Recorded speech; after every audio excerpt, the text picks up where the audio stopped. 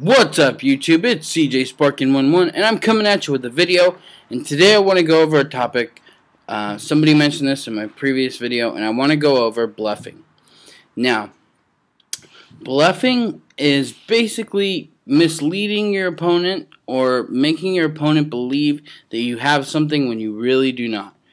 Now, this requires several things. I mean, a lot of us from time to time have probably tried to bluff, and a lot of the times it doesn't work. Sometimes it does work. And I'm here to kind of explain how to put yourself in the best possible position for your bluffs to always work. Now, it requires several things. Number one, it requires that you develop yourself as to, you basically have to make yourself into a respectable duelist. Into a duelist that has that has some that people can respect, that people know, this guy really plays for real. He doesn't, he doesn't always set bluffs, and he doesn't play like a noob or anything like that. You have to develop that respect, and that's really crucial, because in order for anyone to believe you, they have to have some respect for you. Like I mentioned, if you constantly set bluffs, I mean, you're known as somebody who's just full of crap, and nobody really wants to, nobody's going to fall for anything because they know that you're constantly lying on a daily basis.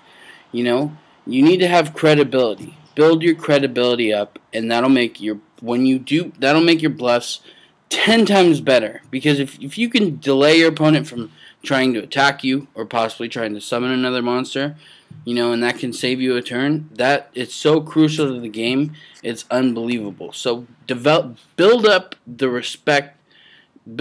yourself into a respectable duelist. That's number one. Now, number two, try to become, I'm going to explain it like this. Try to become that guy blank, and basically that means, become known for something. If you're a burn deck player, become that guy is a burn deck player. That guy is, a Glad Beast player. That guy is a blank, fill in the blank. Fill it in however you want, This helps build credibility for your deck. It also goes along the lines of building yourself into a respectable duelist. But become known for something. Become something that people know you as, That's also part of your reputation. When they know you're a Glad Beast player, they might think, oh my gosh, he probably has War Chariot set, damn it, and you might not even have a War Chariot set. So it totally changes your opponent's psychological thought on the game.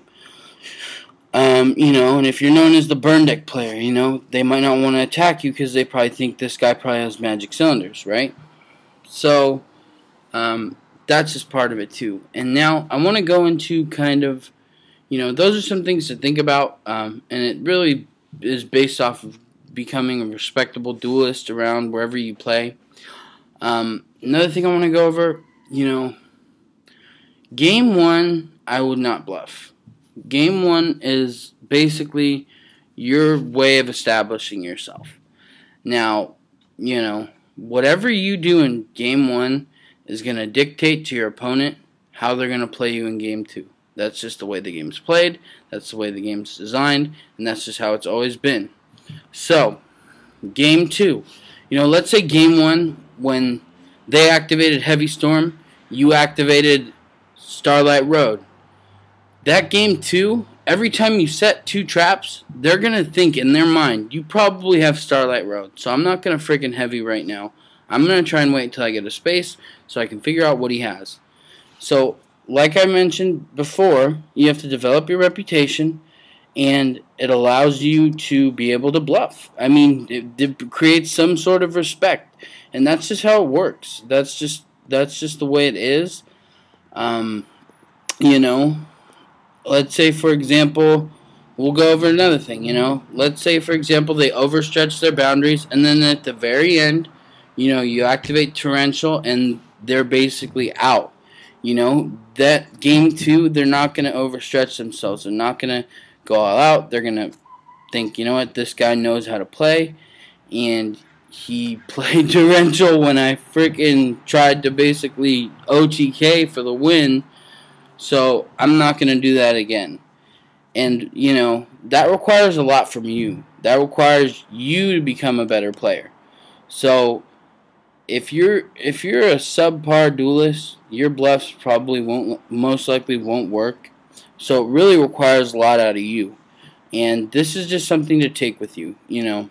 And if you watch this video at all, you know, the two main things are build up your reputation, or have a reputation, and number two is become a better duelist. It's straightforward. Learn when to activate things, and maybe, you know, if I get enough likes or I get, you know, enough comments on this, you guys might, you know, I might release something on how to become a better duelist. I don't know. I think a lot of people have how to become a better duelist. I might name it something else, but you know, maybe I'll do something when to activate, when not to activate, right? So, anyways, hopefully you took something from this. Hopefully you can build yourself up so that you can effectively bluff at your locals or whatever. And thank you for watching. cjsparkin2.